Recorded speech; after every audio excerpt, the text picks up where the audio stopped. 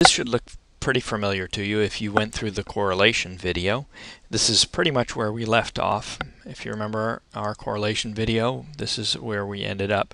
And what I did is I cleaned it up so that we could talk about regression. Once we've determined the relationship in the correlation is significantly different from zero, we develop an equation that we can use to express the linear relationship between the two variables. And with that equation, the regression equation, we will be able to estimate the variable of y, the dependent variable, based on a selected value of the x variable, the independent variable. And we use what's called the least squares method to do that. And the general regression equation is y hat, the little symbol there, which is a caret on the top, is what we call a hat. And the equation is y hat equals a plus b times x. This looks very similar to when we do a standard slope of the line when we were younger in grade school and we had y equals mx plus b, and these are just switched around, and it'll be slightly different, but it should look generally the same for you. If you remember our correlation example here, we had our data elements on the scatter plot. What we're going to do is, with the regression, we're going to put in a line here that best fits the data that we have.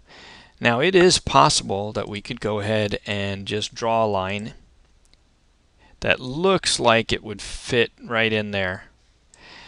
The problem is, somebody else could come along and do the same thing, and their line might come out like this. They might say this one looks best. Well, those are different, and if we use those for prediction purposes or estimating purposes, then we'll get different answers. Another person may come along and say, well, the best line that fits this group here, you got a few that are, these three are kind of all in a line here, so maybe the line needs to come through here, kind of like that. And there. So those are all different perspectives. So what we do with the regression equation is we use a formula called least squares to calculate out the actual best fitting line for this data set. And a way that you can think about it, while it's not completely accurate, it might help you to conceptualize the idea of the regression line. And what you're trying to do in this conceptual way of looking at it is take an average of all of these data points. So your line is essentially the average of all of these data points. Again, that's not completely accurate, but if it gives you an idea of how to conceptualize it, then it's worthwhile to give it a shot. So the first thing that we have to do is calculate out our slope of the line, and that is our b value. And our b value right here, we have it equal to r times the standard deviation of y over the standard deviation of x. And r is our correlation coefficient. And a quick refresher, the way we find the correlation coefficient is we sum up all of the x minus x bars times the y minus y bars divided by n minus 1 times the standard deviation of x and the standard deviation of y. How did we calculate that? Well, the values are already here, but as a quick refresher, we took each x value and subtracted the mean x value, or x bar, from each of the x values. Likewise, for the y, we took the mean of all of the y's, or y bar, and subtracted it from each of the x values. Then we multiplied the two together for each value, and then we summed it up to get the 900. For the standard deviation of x and the standard deviation of y, we just used the calculation for that. There are other videos that show how you can calculate the standard deviation manually, but We were focused on the correlation coefficient in the last video and regression in this video, so we are not going to take the time to manually calculate the standard deviation for the x and the y values. So after calculating all of these out, our n was 10 and n minus 1 is 9. We put in all of the calculations into one cell reference or into one cell, and we get a correlation coefficient of 0.759, which we found to be statistically significant after doing a t-test. Now on to calculating our slope, our b value. So we take our correlation coefficient and we just multiply it by our standard deviation of y over our standard deviation of x. So we can do that by cell references.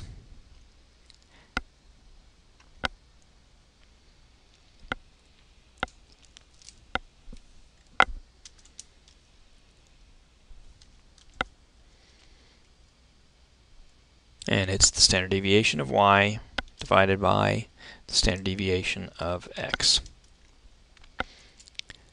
And we get a value of 1.1842.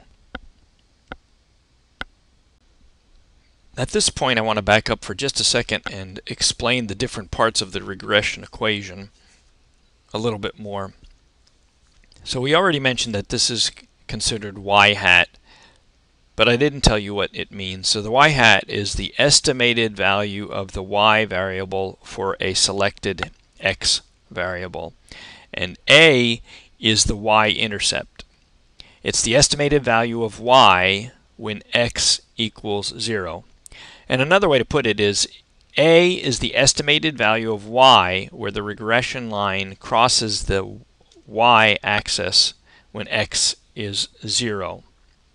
And then B is the slope of the line, or the average change in y hat for each change of 1 unit. It could be either an increase or a decrease in the independent variable of x. And then x is any value of the independent variable that we select, which we'll get into over here a little bit later. The b equals 1.1842 means that that's our slope of the regression line, and the b value of 1.1842 indicates that for each additional sales call made, the salesperson can expect to increase the number of copiers sold by 1.1842. And what I've done down here is I've just taken the regression equation, and by laying it out like this, I am laying it out so that it will automatically populate, so that we'll see what the regression equation looks like once we've calculated each of the values that we need in there. So we used the slope of the line that we just calculated in order to find our y-intercept, or our a value in the second step of the regression equation. And the a value we go ahead and calculate over here by using the formula of y bar minus b times x bar. So let's start our calculation. We use our y-intercept formula here, and we subtract our y bar minus the b value that we just calculated times our x bar value, which is the number of sales calls made, and we get 18.947. So the a value of 18.947, that's the point where the equation crosses the y-axis. A literal translation is that if no sales calls are made, in other words, x is equal to 0, 18.947 copiers will be sold. However, the sales calls that we've made, the number of sales calls made ranged from 10 to 40. So we should limit our estimates to that range. And we can see that the range here, if you haven't already done so, right-click on your system tray at the bottom and make sure that you have your minimum and maximum checked. Then all you have to do is you highlight your text or highlight the cells of data, and you'll see that the minimum is 10 and the maximum is 40. Obviously, we could look through that and figure that out by looking at the observations that we have, but when you get to larger sets, this is a handy feature that you have here. And we'll keep our estimates in the range of 10 to 40 because that's the observations that we have. Those are the observations that we have, and because we have observations in that data range, we should be careful when we generalize beyond that range. So, for an example, we have the regression equation calculated. Now, if we wanted to, let's say we're interested in the expected number of copiers that will be sold by a representative who made 20 calls, we just replace the X in our formula by 20, and we then calculate out the values. So we can do that right here, and we'll say that Y hat equals, and what we can do is put in our 18 plus 18.947, which is our A value. In fact, let's just use the values right up here. And we're referring back to our regression equation, and we can put in plus the B times 20, because now we're putting in the 20 value. And we get 42.6315, and so on. Let's reduce that down a little. So what we can say is that we would estimate that if a representative were to make 20 phone calls, that we expect that he or she will sell about 42 copiers. Now we can also take that formula and bring it up here. So we can just go in and copy the formula, and what I did was hit F2 to allow me to edit the cell, and then I highlighted the cell, and now what I'll do is put it in here. So this just happens to be right because we have 20 here, but we want to reference the X values so that we can calculate our estimated sales. But the first thing we're going to do is reduce the number of cells that we have there, or decimal places that is. And now let's go in, and all we have to do is change this 20 to a cell reference. Now the other thing we have to do is make these fixed cell references, and we do that by hitting F4 when we select this particular cell reference. And now we can copy that all the way down, and we get 42.63, 66.32. So for each of these examples, we can look at it this and say, oh, if a representative were to make 40 sales calls, we would expect that they would get approximately 66 sales. Just like we do with other tests, we want to test the significance. In this case, we want to test the significance of the slope of the line. And we want to test that our hypothesis that the slope of the regression line is different from 0. Why do we want to do that? If we can show that the slope of the line in the population is different from 0, then we can conclude that using the regression equation adds to our ability to predict the dependent variable based on the independent variable. On the other hand, if we cannot demonstrate that the slope of the line in the population is different from 0, then we can conclude that there is really no benefit or no merit to using the independent variable as a predictor. So let me see if I can pull over this formula.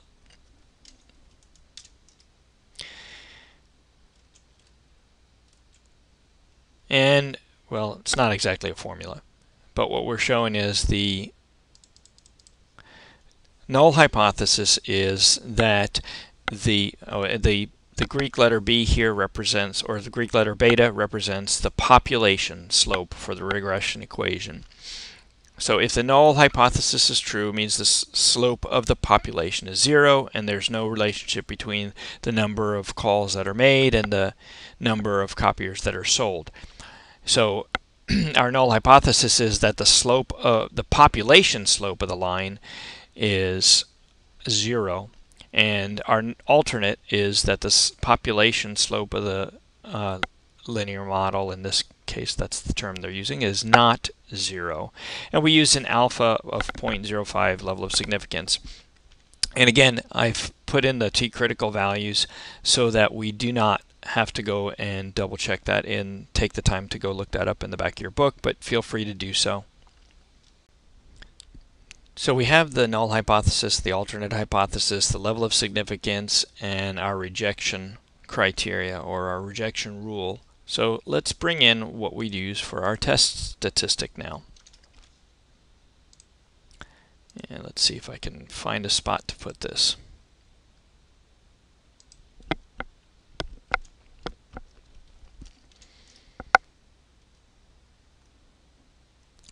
So our test statistic is b minus 0 divided by s sub b. And what is this s sub b, and what does that mean? Well, let's bring in a couple of formulas to help us figure that out.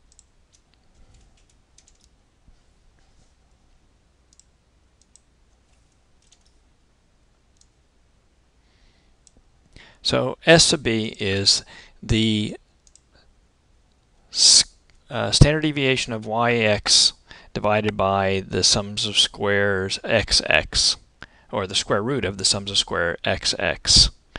And what's the sums of square xx? Well, that's simply the sum of the x minus the x bar squared.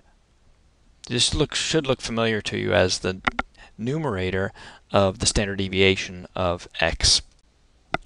Now we can go ahead and start calculating out that numerator of the standard deviation of x, in other words the SSXX. And how do we do that? We take the x minus the x bar squared. Well, we already have a slot for that, and again we could use the power function, but to make it clear we're just doing the x minus x bar times the x minus x bar. We can copy that down, sum that up, and our sum comes out to 760. So 760 is our sums of square xx.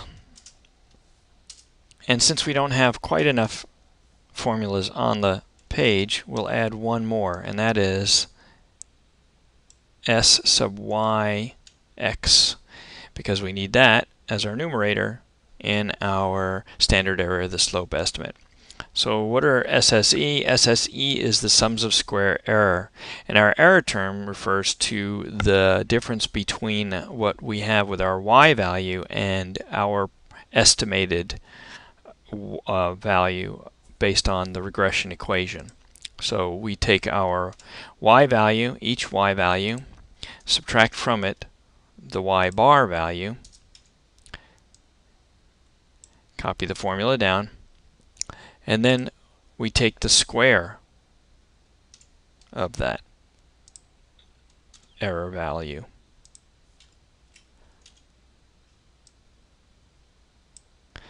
And once we're done with that, finally we sum that up. We get 784.21, and that is our SSE. Now we can calculate out our s sub yx, which is equal to the square root of our sums of square error divided by n minus 2. We know that our n is 10, so we could put in there 10 minus 2, but we know that that's 8. And we get 9.908. Now we take our s sub b, or to get s sub b, we take our s sub yx value and divide it by the square root of our SSXX value to get 0.3591. Now the nice thing to know is that once I get through with all of this, I'll show you how you can do this where Excel calculates out these values for you and calculates out the entire regression equation. But this is a good exercise to see where things are coming from. After all that, we can get on with our T now, our test statistic, which is equal to B minus 0, or B, divided by our S sub B, and that equals 3.297345. Okay, so we have the 3.297345 as our test statistic. If we scroll down here, we can see that our rejection criteria was that if our t value is greater than positive 2.306 or less than negative 2.306, we would reject the null hypothesis. And just to put some more on the page, since we still have a little bit of room here, here are our rejection regions as we have it. So here we go ahead and find our 3.297345 value. So we reject the null hypothesis, or the assumption that the population slope is equal to 0. And knowing that, we know that the value, we can knowing the value of the independent variable helps us to make a better estimate of the dependent variable. Next, we'll look at how to evaluate a regression equation's ability to predict. Now remember, the regression equation, if we were to use it in words, is just the number of copiers sold equals 18.947 plus 1.184 times the number of calls, or x in this case. The number of calls is x. So we can plug in any number within the range of our sample data to predict the number of copiers sold, and we've done that all over here to see the different prediction values and what we get out of that. But how precise is that prediction of y based on x? Or on the other hand, how inaccurate might the estimate be? And the way we calculate that out is we've already calculated the value that we're looking at, and that is our S sub y x there. And that is the standard error of the estimate. And we use that standard error of the estimate to describe how precise the prediction of y is based on x. And it's interpreted as the standard of error of y for a given value of x. And it's kind of like a standard deviation. The standard deviation measures the dispersion around the mean. The standard error of the estimate measures the dispersion around the regression line for a given value of x. And the numerator is the sums of squared error, or the sums, in other words, the sums of square differences between each observed y value and the predicted value of y, and that's the y hat value. We use that standard error of the estimate, as I said, to describe how precise the prediction of y is based on x. And the smaller the standard error of the estimate, the relatively closer the data are to the regression line, and the larger the standard error of the estimate is, the relatively more widely scattered the data are around the regression line, and the less precise the estimate of the regression equation will be. So the challenge here, though, is what's small and what's large. So another more interpretable measure of the regression equation's ability to predict is called the coefficient of determination, or r squared. And all it is the correlation coefficient squared.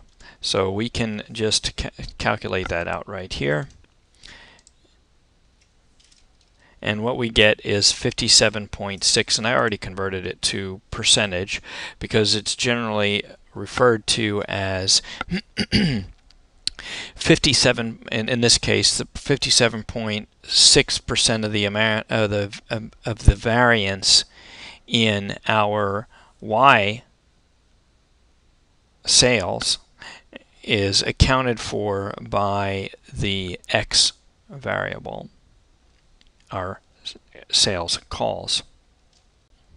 Now that we have it all calculated out, let's go ahead and start out doing the simpler ways of approaching it. And we'll start off with Megastat. We go to Megastat, correlation/regression, and do the regression analysis. And I already have the values in, but we'll take them out. So our input values, it tells you what is the X or the independent variables. We already have that here. Remember that with Megastat we don't use the labels. And what's our Y or our dependent variable? And we put that in right here. And we go ahead and leave it as is. We hit OK.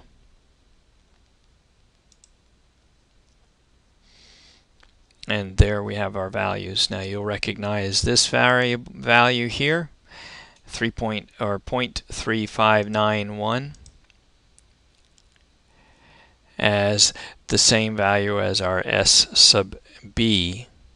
And S sub B is our standard error of the slope estimate. If we go back to our Megastat output, we'll also see our T value, and that corresponds to our T value here if we were to drop off a few decimal places. I think that was what they had, 3.297, 3.297. There you have it. And if you recall, our correlation coefficient is 0.759 and our R-squared coefficient of determination is 57.6, and we go to our output 57.6. Well, this is in decimal. We could change that to percent and show that it's the same, and then we have our correlation coefficient of 0.759. Now let's go in and do this with our Excel internal calculation. To make room, I'll clear off a little bit of this here. We don't really need that, but let's go ahead and go into on our ribbon tab, the data tab on our ribbon. Go to data analysis.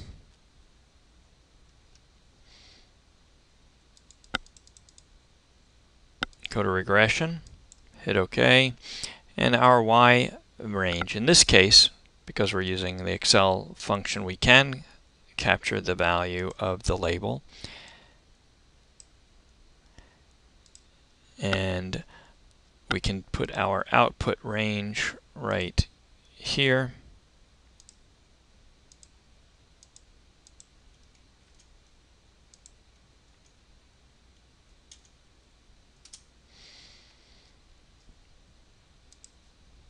Hit OK, and we'll see that our values are the same. Here is our multiple R. When you're doing a simple linear regression where you only have one independent variable, the multiple R is the same as the correlation coefficient, 0.759. Our R square is the same. Again, we can convert that if we want to a percent, and we get 57.6%. And we have our standard error matches what we found up here as well. And of course our N remains the same. Finally, we'll go in and we'll graph our regression equation. Now if you remember, we started out with our correlation. We looked at a scatter plot, and the easy way to do this, we'll start with Megastat again. We'll go down to correlation regression, and this time we'll do a scatter plot of our data. And the horizontal axis, we want that to be our X values, no labels included. And we'll put a chart title in.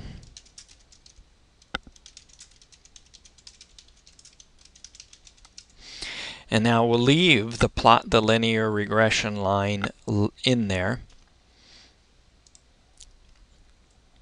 And Megastat does a nice job of plotting our regression equation for us, or our regression line, and provides us the regression equation as well. And it gives us our R square of 0.576. Now in this case, this is more of a text box. We can't really go in and change it by clicking it to a percentage, but if you really wanted to, you could go in and manually change that. Now let's see if we can make this happen with a scatter plot from within Excel itself in the proper without using the Megastat. So we'll select our two variable sets, our X variable and our Y variable. We'll go up to scatter plot, click on the scatter diagram, and now if you look, we have different options that we can choose here. If you look, we can put our one with the f sub x in there and click on that, and we see that, like the Megastat, this gives us our actual line, and it gives us our regression equation here. But obviously this isn't quite as clean as what we see in our Megastat output, so you tend to have to go back in and tweak it. Plus we don't have an explanatory title, and we don't have the axes titles as well. So Megastat tends to work a little bit better for this for us. And that's our linear regression, for simple linear regression, that is.